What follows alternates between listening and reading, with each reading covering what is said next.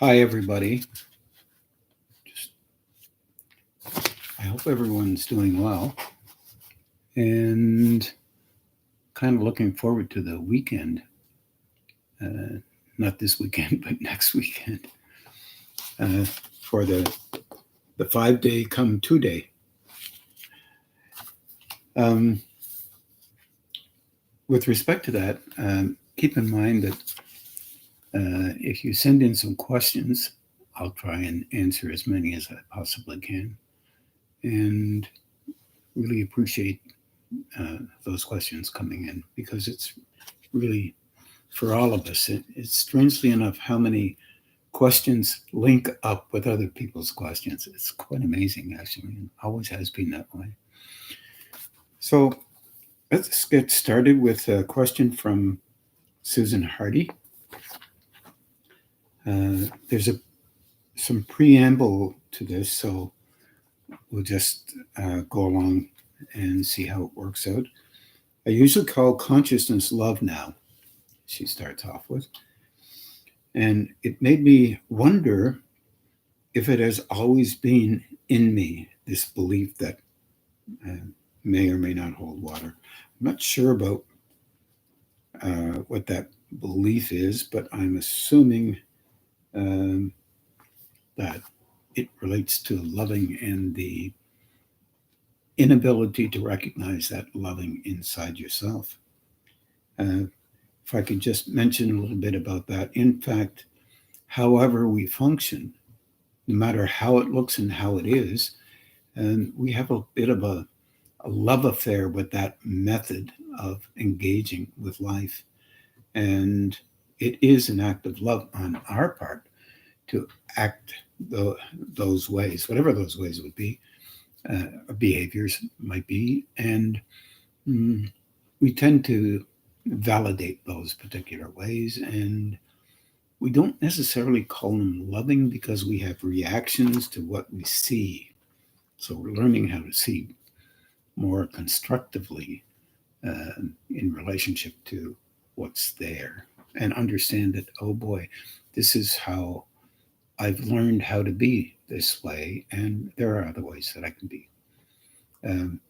But being patient and carefully realizing that we don't have to jump into things and then declare how we do things now and how this is and how that is, because we're really basically reassuring ourselves when we do that. And that reassurance sometimes is important to us. Then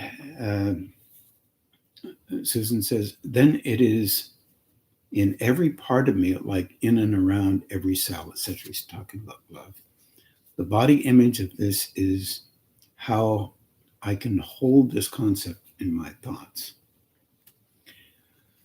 So as I was meditating and asking generally for help to soften myself down and to become aware of the learned and practiced reactions or thoughts that hold me from growing in ways I want to grow, this is, of course, personality wanting what it wants. I just might say on that is that our personalities are what we have.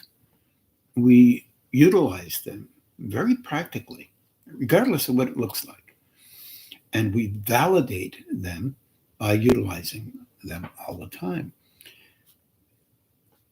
If we could understand that it is a tool to engage with life on these planes, then we can freshen up the tool when we believe or think we need to freshen the tool up, or freshen meaning make some adjustments if we notice something, if we've attained a level of awareness so that we can actually watch ourselves functioning in life, then we can utilize a recognition that this aspect is, I like to be more like this. And other times, well, I think I'd like to be less often like that. Then you can slowly, gently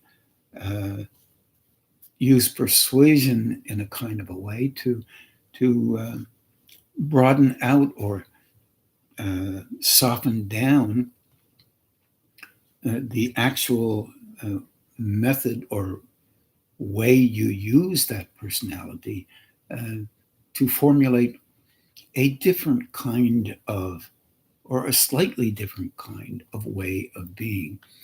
Remember, if you look at it like it's a tool that you utilize, then you don't have to look at it like, I have to get the perfect tool, because part of you is already in love with how you function.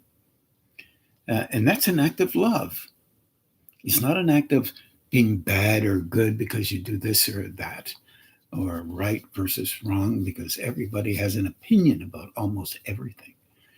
It's more of you observing, give yourself some patience and understanding and a little kindness and some compassion about how you might see something that you may not like. A little abstract there, but nonetheless, you can see the logic. And then slowly, as opposed to eradication of something, slowly allowing yourself to recognize that you do things that way for a purpose. And the purpose has been trained into you relative to kind of an epigenetic structure, or something that is maybe utilized by others that you've been around all the time, or a kind of relationship that you've had and you've copied literally everything someone else did, and that makes you feel proud of how you function in a particular kind of air, whatever that might be, a value air. And this is what happens in most lives. So because you see it doesn't make it bad or good. It just means, oh my goodness, this may be what I do. And this is not so easy to deal with, but nonetheless, it's not easy because we have a generated system in there that relates to a similar thing to you being young and adults being more right than you, and therefore they can tell you what to do and should tell you what, or try to attempt to do that, what to do so that you can do something different. And how to do that has a multiplicity of different backgrounds. Each and every adult who's ever tried to bring up a child comes face to face with the realization that they're not perfect at it. So therefore, they can try to improve, or they can try to form the child so it will look more perfect, or just go into a little world all of their own and make the child the problem. And it could be the child is the problem, of course, or not. And then the individual could look within themselves to see how they can do something slightly different than they were doing. And don't forget, at the same time, you're training the child, or you have been trained as a child, to judge or evaluate almost everything that comes in your direction relative to what you believe you think you need to do. This continues on as an adult. Unfortunately, it's not well recognized by many of us. And what you're trying to do is understand that you repeat the things that you feel are valuable to you. And this is a part of what you're trying to do. You're not trying to make a perfect person, a perfect tool. That is ridiculous. It can't be done because, although it can be attended to, based on what your rules are about what perfection is.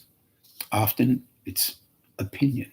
There's not very much perfection involved with anything. And however, you have to think this through for yourself and be curious and ask the questions. Wow, what was that about? Is that valuable to me? And that's why I act this way or did this thing? And if it is, recognize that this is what you think is valuable. And then see if you can see the judgment aspect that relates to how most of us were trained. You're bad, you're good, you're right, you're wrong, you're this, you're that. Or you're just a perfect child.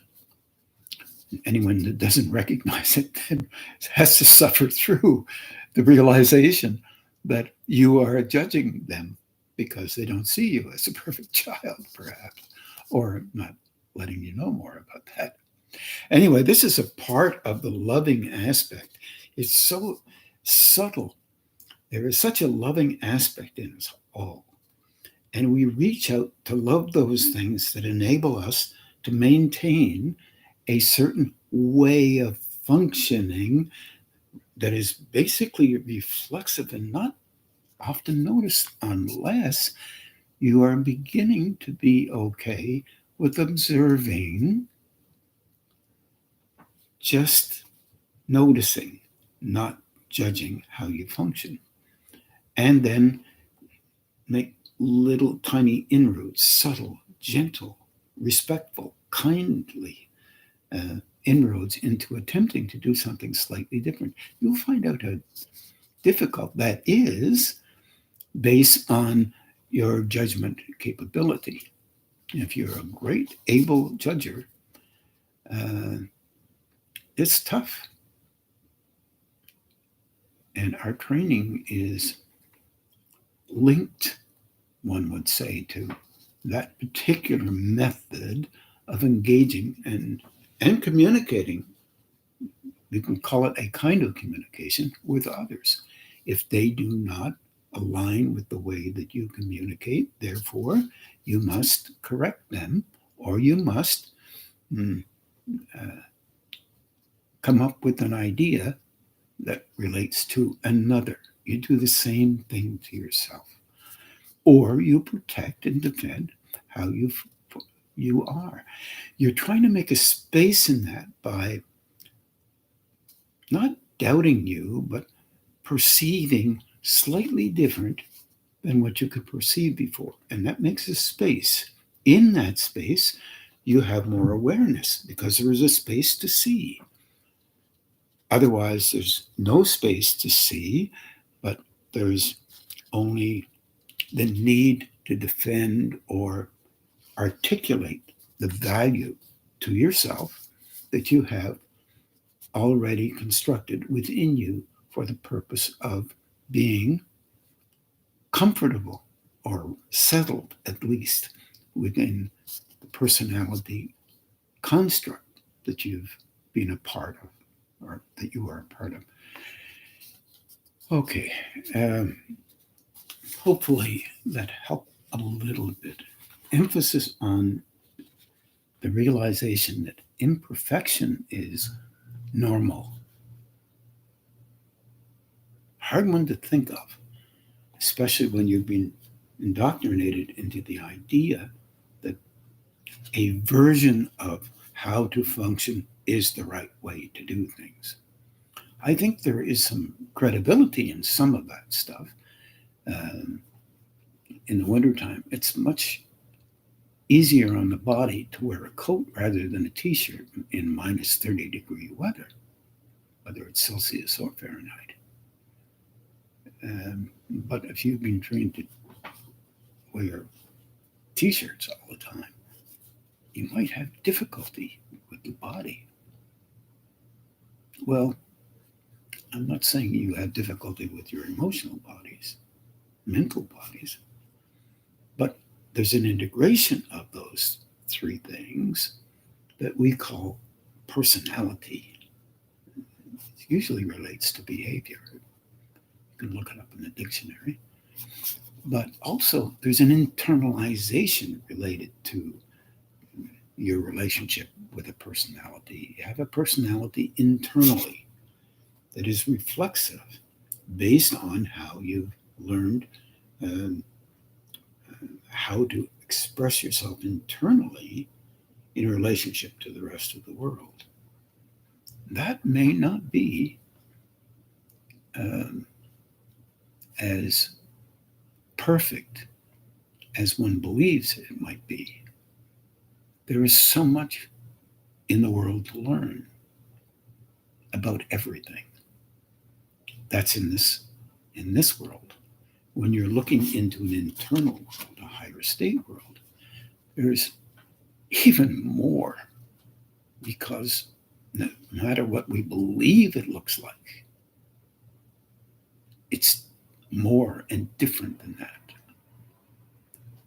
Question is, can you, and this question comes up was, can you create something within the self that you believe has to be true? Well, you can. But if you're watching that creation, then you're realizing this may be true, this may not be true. And that puts you in a very positive position. You're questioning your relationship with you and your understanding. That means you're open to a broader understanding, perhaps. Perhaps. And that opening is what you're attempting to do by just watching how you function. You're not trying to judge it. And there is, I'm sorry to say, Susan, there is judgment in these iterations and questions, but it's no different than all of us that do the judging in the same kind of way. And so let me just continue here. And this, of course, is personality wanting what it wants. Well, yeah, but it's what you're working with. It's what we all are working with. But I catch this and rework my asking for softening down and help for my spiritual growth. A thought, memory comes into my mind that is connected to such a pattern. Pattern, I'm not just sure which one you're talking about, whether it be the pattern of being aware of your relationship with consciousness, but or being slightly defensive, or just the way you look at things normally as a personality. Any one of them is fine, just as long as you can see it. So seeing is more important than putting down a pattern. Seeing it is really valuable. And then softening the seeing, because the reiteration, the reflexive response, you're trying to soften that down so you can watch that. And so that opens you a bit. I see it and in my mind.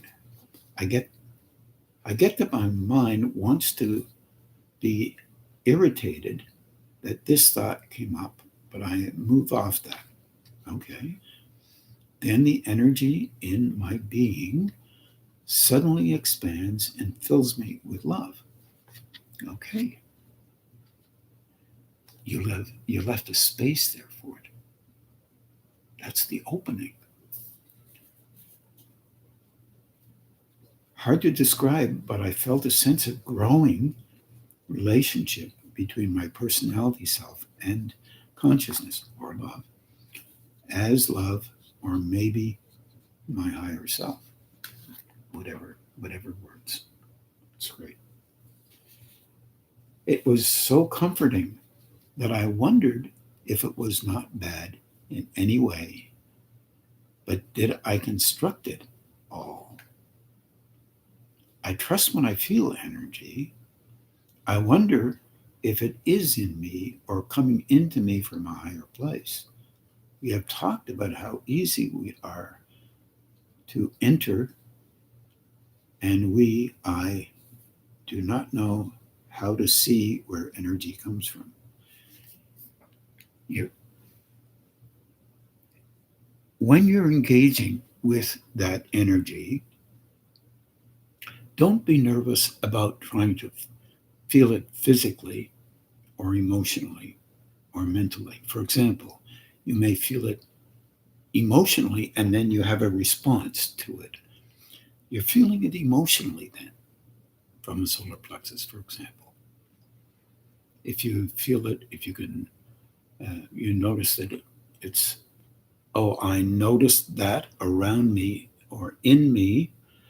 You're looking at it partly emotionally, but partly mentally. Don't negate any of them. Observe what you're doing. That's all. That's all. There's no gradation system. I'm I'm sorry. There are many gradation systems from all kinds of belief systems. You grow through you. Nobody else. No other gradation system is you. You'll construct an understanding system, a wisdom system, call it whatever you want. In other words, you'll say, I noticed that there in my gut, for example. Or I noticed that there's a lot of pressure in my back and in my brow. When you notice that, you'll be noticing where the energy is literally coming in, often through the belly. The solar plexus is, in this world right now, probably one of the most key chakras in all of humanity. As also the gonad center and the root center. So there's an integration between those things. But remember, every center has deeper links in it, higher state relationship and lower state relationship. This is a lower state relationship that we're dealing with. The interaction that it has is very much involved with enabling the person to become more consciously aware, but only if they're okay with having that happen. For example, if, for example, you're asking this question, yeah, but is it really real? Is this really real? And yeah, it's really real. But on the road, in the average person, it's so subtle that they don't even pay attention to it. And kind of rightly so, if they were willing to engage with higher states, that would mean it has an effect on the energy used in lower states. Energy used has more awareness in it. So you begin to perceive, not only on the physical, emotional, mental level, but the construct of the personality which comes out of that. And the personality itself, ultimately, remember, is a tool for higher states. Let me say that differently. The energy that comes through those chakras, whatever which ones are operating, and remember, each one can operate into a higher state. Every one. Our mind and our views say, oh yes, but the root center is lower than the gonad center, and the gonad center is lower than the solar plexus, and the heart center is really, really, really more. So our personalities sniff that out, and they want to comfort us. The energy is being used lovingly by us for us. That's called a personality. And so we comfort ourselves. This is what's going on. Yes, if you perceive something like that, the heart center can be coming on at a level that is comforting to the personality. Yes, it can be, but that is also the heart center coming on. It's being stimulated by the root, the gonad, the solar plexus. This is not a negative thing. The seeing that may apply to you under a certain set of circumstances. For example, if a person believes they are not worthy of perceiving a certain level of growing because they believe they have failed to be a perfect person here on this plane, then they will have all kinds of questions related to, are they really making all this up? They will do this, they will do this, they will do that. Or they'll elevate and say they're the greatest thing since sliced bread. That's an oldie, but not even a goldie anymore. But in relationship to understanding, you don't have to make anything up. The perception is there, and you say, oh, okay, why am I perceiving the energy in my brow, you could say, Susan, and the energy behind your neck, you could say, Susan, and it follows down a little lower and then goes into my belly, and then it goes down into my root center combination. Why am I perceiving something like that? You could say that. You are perceiving it because you have learned to perceive it. When you start saying things like, and this means that, and this means this, and that means this, and that means this, and therefore I am not high because the energy came in from above and down below, or from below up to above, then you're dealing with rules and regulations that have been constructed for the purpose of evaluation of rightness and wrongness. I know. But we have these things socially as well. You don't start yelling at everybody and can't figure out why they don't like to be around you because you're yelling all the time, because they think you're mad at them and you don't like them. So you figure that stuff out. And you don't do it well. Maybe in your case you do it well, but I don't do it perfectly. I don't think anybody else does either. If you start acting like you do, then you're not being you. You're being an image of you. And this is really difficult because we all are subject to this kind of engagement. Yet we're trying to learn to be honest with ourselves inside. You don't have to tell anybody else about that because you're trying to grow through you, trying to understand that. Sometimes the dialogue, the expression, sometimes, not all the time, but sometimes, your mouth will speak things and then you'll wonder why you said that. I think that happens to everybody. I could be wrong. But then you wonder about what you said, and then you say, interesting. Wonder why I said that.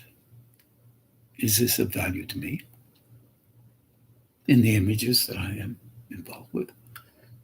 Or is this about what I think the other person needs to hear to find me valuable?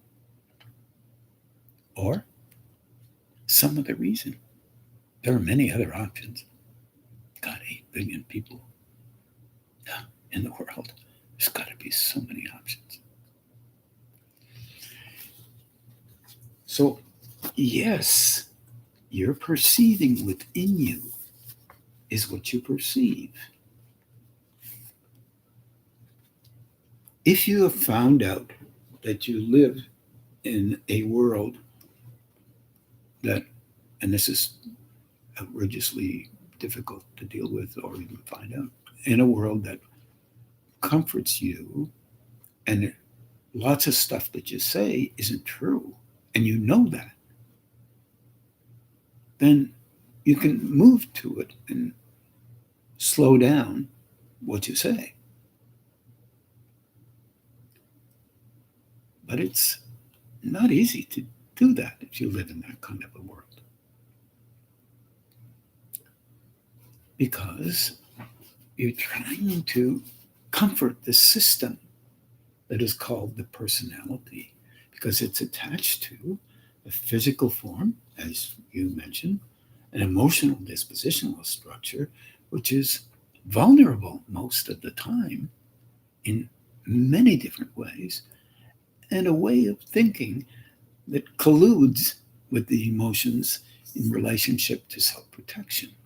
And this is not negative. This is how most people function in the world. Softening that down allows you to see differently. When I say see, I mean see inside the value of something. One could say, I do this because it helps me, gives me space to survive. If you're grumbly, for example, under a certain set of circumstances.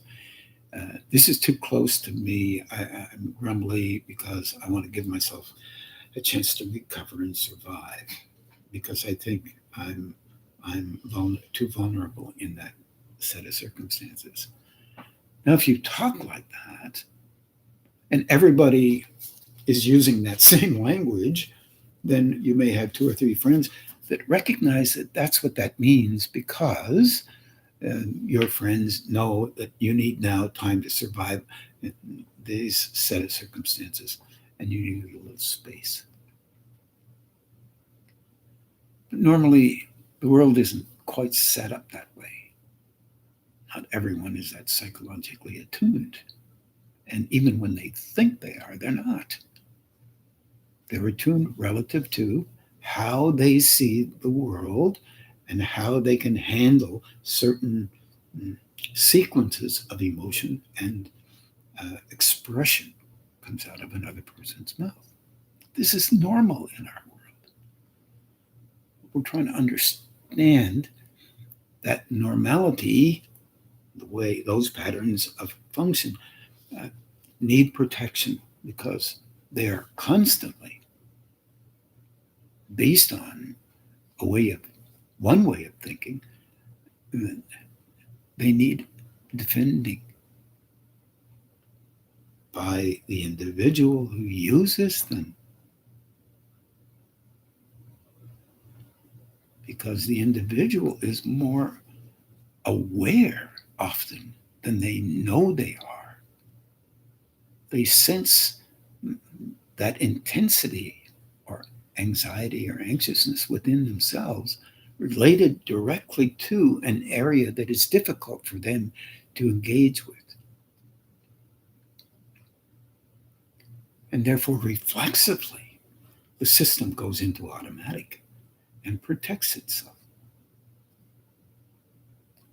This is not a negative thing. This is a survival thing.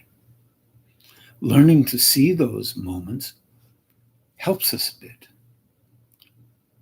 to slightly adjust those patterns. And you can't, or reflexes, you can't expect that to happen overnight.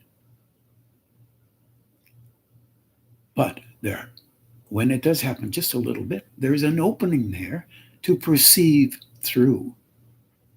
And that enables the individual to see themselves more openly than they could before. And hopefully train themselves not to be as reflexively, intensely defensive as they have been.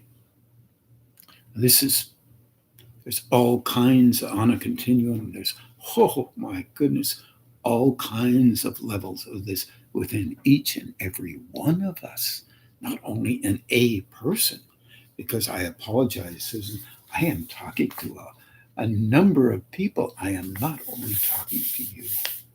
So please don't take this personally. as a legitimate thing, as I'm only talking to this one person, Susan Hardy, because I'm not. So I'm taking an opportunity to talk about some things that you basically brought up that are keys in many people's lives, often unnoticed. So I wonder if it is in me or coming into me from a higher place. I would say a different place, a higher place possibility for sure. Because there is, remember, that higher place is a place of loving indiscriminately, loving and trying to help the individual to perceive that which it can perceive. We're not ready for that. If we saw exactly how that loving aspect saw all the time, we would be there'd be no judgment whatsoever. There'd be total compassion, understanding of each and every person because you would see them as they are, their frailty. And it would be showing up in you so you could watch you because your eyesight would be 20/20 in you about everything. You would know the difference between you and any others that were in you. And you would understand the dilemma of them and the worry and the concerns and the hurt. We're not ready for that kind of internal compassion because we're barely able to handle our own. But little by little, you begin to understand as a reflex. Now, when I say that, I mean you are perceiving in the realm of loving or compassion rather than a compassionate person. You are perceiving in the realm, in the domain of compassion, domain of loving, the domain of being in a place that is in you and you know it. And you are able to recognize that it is not you and it is you at the same time because we are part of each other, whether that sounds good to some or not. And that's a different level of compassion. Most of the compassion we talk about is being sympathetic with another person. From my point of view, compassion is something where discovery, recognition, and depth of realization exists in a second beyond anything that you've flowered in your personality with an image of how things should be. That is not negative, that image of how things should be. It's how we do things here. But I'm talking about what compassion would be.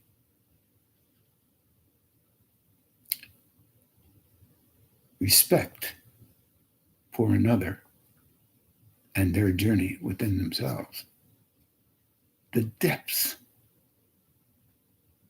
that they can go is only relative to their ability to enable themselves to survive physically, emotionally in that domain, and be able to figure it out and be okay with themselves.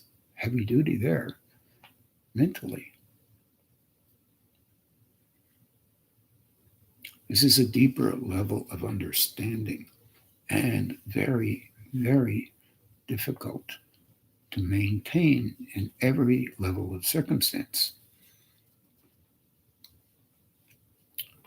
But nonetheless, if you have one experience like this, just one, like one experience that you had in relationship to this sense of loving, remember it best you can. I didn't say duplicate. I said, remember, don't forget it. It's an aspect of an engagement with loving at a level that affected you.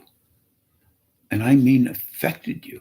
It had an impact on you, whether you can see it subtly or not. It always has an impact on you. No negation in it. It isn't you have it happen, then you beat yourself up because you can't get it there again. You didn't put it there. Love put it there. And you're capable of that depth of loving and subtle perception all the time. And of course, we're all capable of this. Yet, are we willing to allow this occur? Because it will affect the other love of our life, the way we actually operate currently, whether we can perceive it or not. It will have an effect on it. And there is always the idea in the back of the mind, if I'm not exactly the way I am now, will I actually be able to function and survive?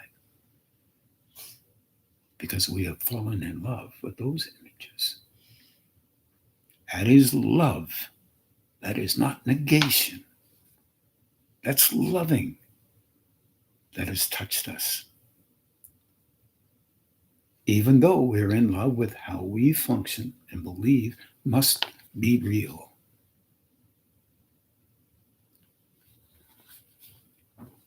This level of loving that you experience is real.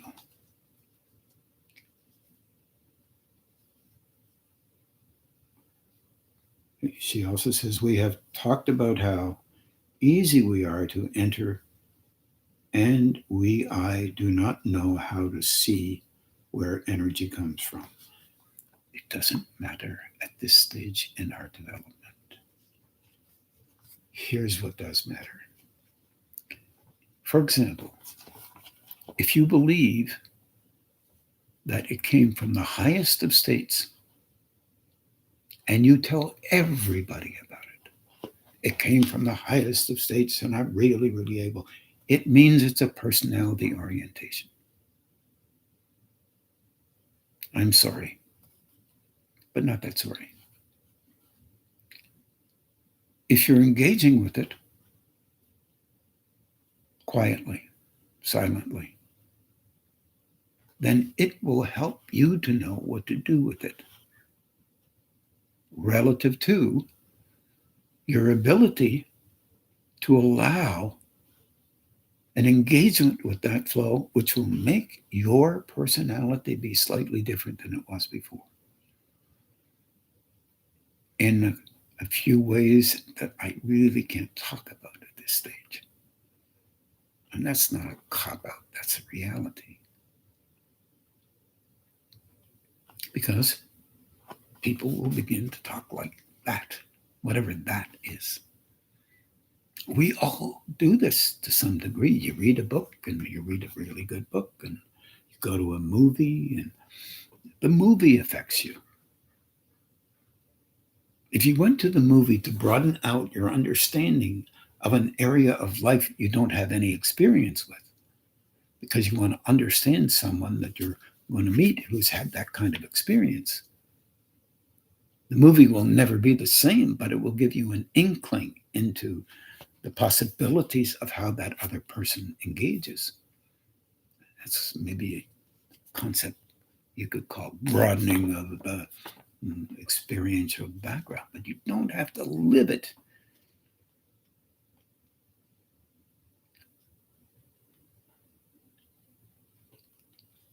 If your engagement is with compassion on a real level, you engage with that other person, and you will begin to notice internally, because of their transmission in and through you, aspects that you can handle. And that will be enough, at least in the beginning, to understand a little piece of what they experience. but you are not going to experience or understand all of it, because you will be dealing with that experiential background within you, within them, part of compassion's relationship with you as a being of consciousness, as an energy form. You will not be able to perceive at that level because you can't handle that level of engagement, nor should you attempt to. Only when that higher state is in you can you engage with that level, because it will be buffering you, protecting you from the deep level of engagement that that person is really involved with, rather than a slant that you put on it that will help you understand it, but you cannot understand it really the same way they are in.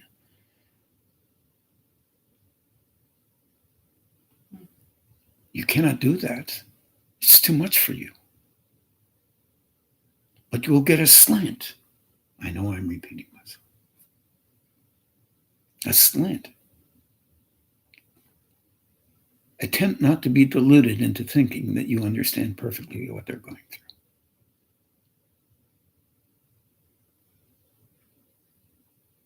But it will give you a slight inkling. And you will then understand how deeply affected they are in their life, within their personality structure, by the experience that they've had. At least more than you could have been normally. That is related to compassion.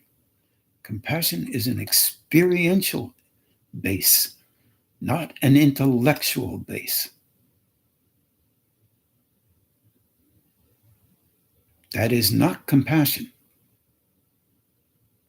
That is a rendering relative to a sympathetic response that you're capable of internally at this point in your existence.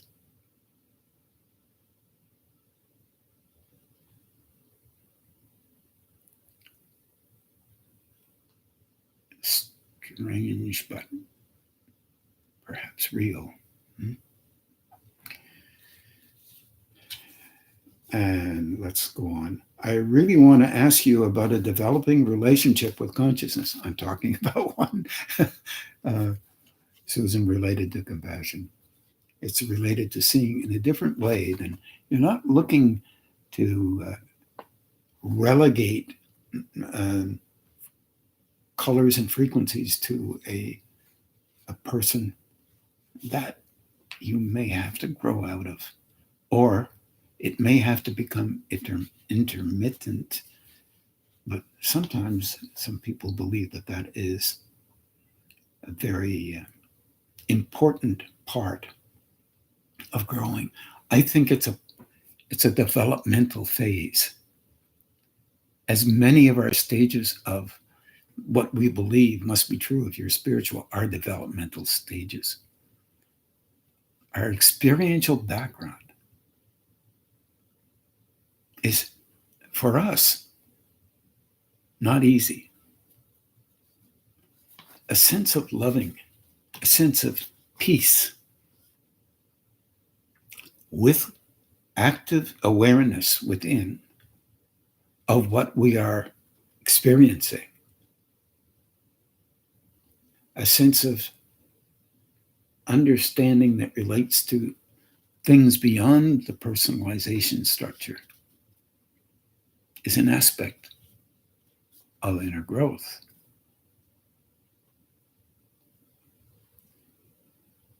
Unless you're a teacher,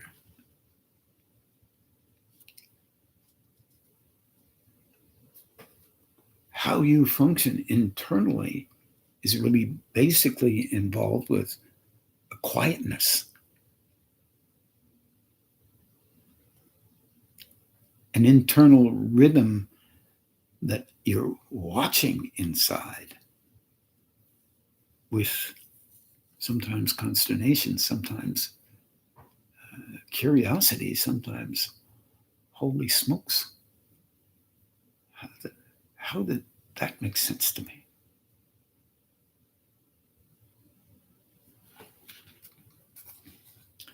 I have a question about attending to energy above the head and a triangle behind the neck and shoulders. This must connect to the energy we draw from 18 inches in front of the brow to behind the brow. Does this help us pull ourselves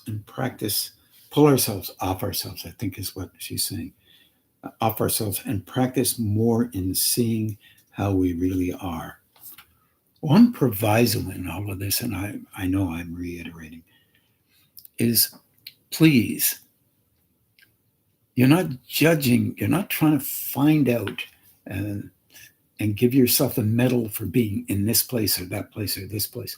When you are observing or watching, you're just watching a movie. You're watching to see what's there, and breathe and soften and be kind and respectful to yourself.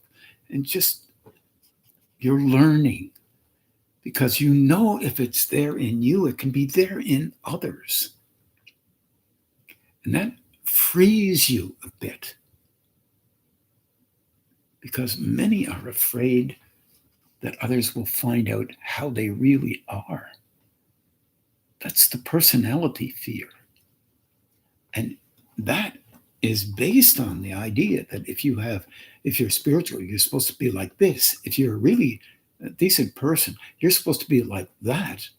And you've already constructed that within. And this is very difficult, because those higher states, or that love state or state of consciousness that is within that level of engagement, knows you as you are, always has. Through any lifetime you may have had, it knows you as you are. So it's not that you're protecting yourself against. It may be some rules and regulations coming out of some place that relates to spiritual stuff, but you're not protecting yourself against a very high state. It knows how you are.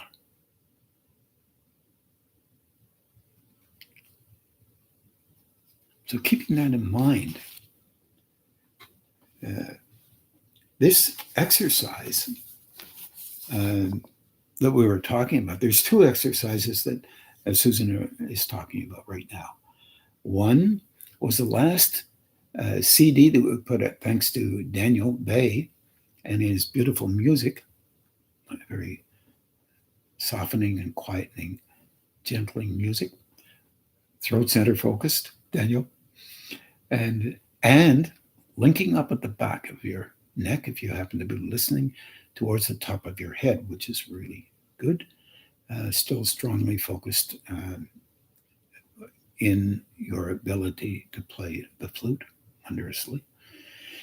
But there was an exercise in that, in the very first part. We don't play that part when we're doing meditations, as you may know. Again, we happen to like that music, so we play it often. Also, there's a small flaw in our system where if we play some other kinds of music, sometimes there's a breakdown in the sound. We haven't conquered that one yet. But anyway, I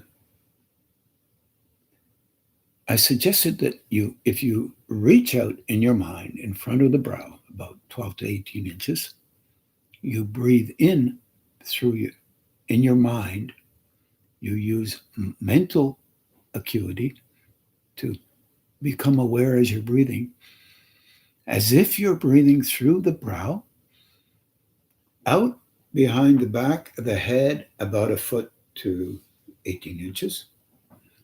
Then from out there, this is that in front, behind, there's your head.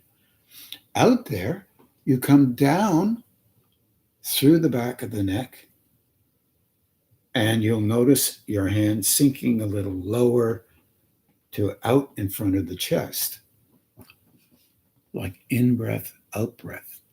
slow, soft, relaxed, find your own rhythm, and do that 3 or 4 times. And it will stimulate not only the brow center, but the linking of the brow center aspects through the neck area. It'll stimulate some small centers behind the neck through the neck area, simulate that, because it will affect the thymus and open the heart center a little bit at the top of the chest. Then, of course, that will affect the lower centers. How it affects the lower centers is that it begins to help you to see a little bit better how you are functioning inadvertently inside and externally. Little by little, no judgment, just watching. And every now and then you can do that on your own. Don't do it very often because it is strong and powerful. And for those of you who think you can do it, and because you're much more able, it will affect the root center, it'll affect the gonad center, it'll affect the solar plexus, because energy will go down there to broaden them out. And your personality is based on the early parts of that engagement. So now your personality will see, it'll make some space for you to see a little bit better or defend stronger. Go slow with this, because it's a tool to help you to perceive better. Go slow. Be gentle to yourself. Be kind to yourself. Have some compassion, best you can, for you, and some understanding that when there is adjustments in the personality, it takes a little while for the personality to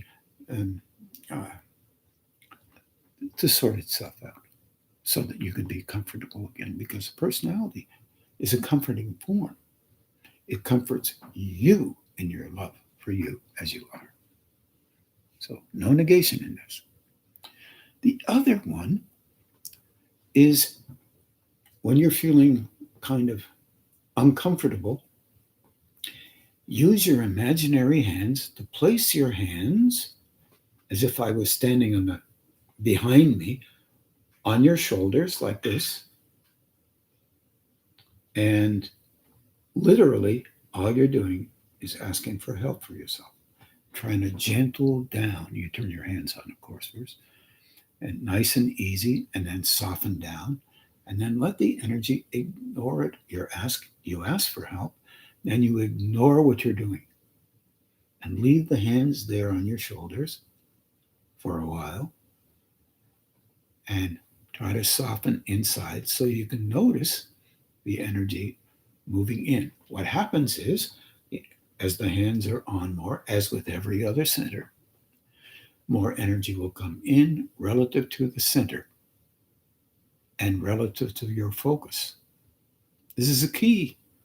It's vital to understand that, because, as you all know, when you focus, you draw energy to something, an idea, a reaction. If you have a reaction, that's a focus.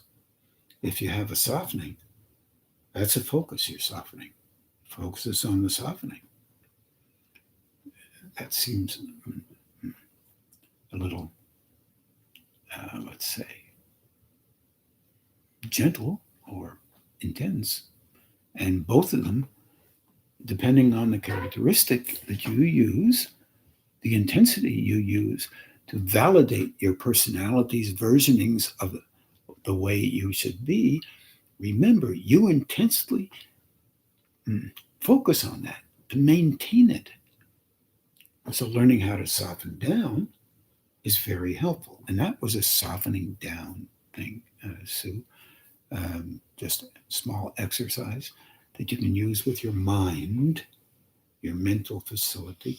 You can actually, if you turn your hands on, you can perceive your hands right on your shoulders, and you can ask for help or gentle, whatever. You can try it. See, experiment inside. Keep that quality of experimentation and also keep that quality of, that's how that works. Oh, okay. All right. You don't have to, you know, express it to anybody. Thank you for listening, everybody. What we're going to do now is we're going to meditate. It's about 8 o'clock. It'll be roughly between 50 minutes and about an hour. So I wish everybody well. Look forward to seeing you at the seminar, not this weekend, but next weekend. And please, if you wouldn't mind, send in some questions that are pertinent to you and your growth, and we'll try and do the best we can with them. Take care now.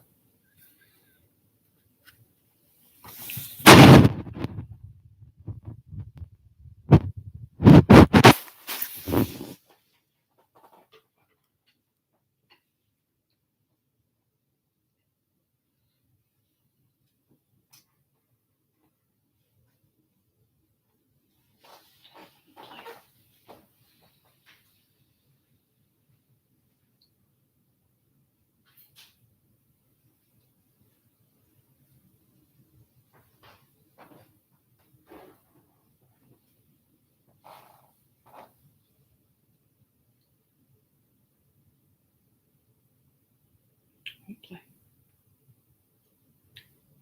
Play something else in community.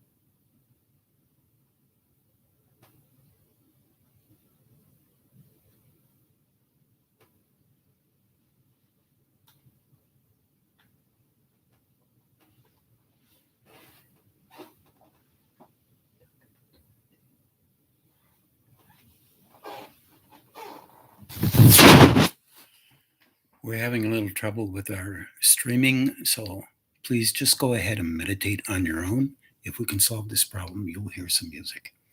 Take care now.